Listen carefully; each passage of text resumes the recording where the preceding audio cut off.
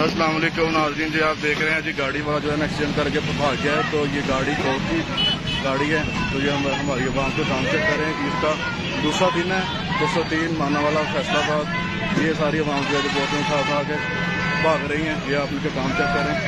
ये देखें जी माशाल्लाह जी माशाल्लाह।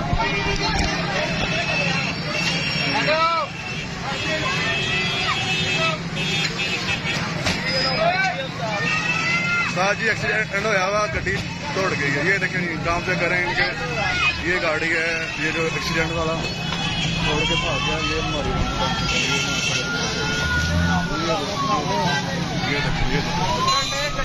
ये जी नंबर है गाड़ी का। ये हमारी आवाम लूट के भाग रही है। सारा कुछ ही बोतलें शोतलें जो भी है उनके पास सारा कुछ ही।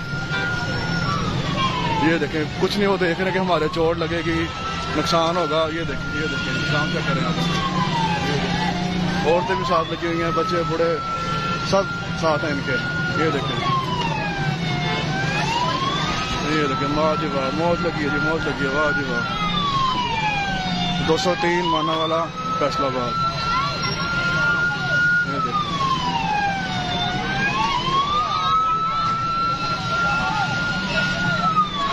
गाड़ी जो है वो एक्सीडेंट करके टांगे तोड़ दी।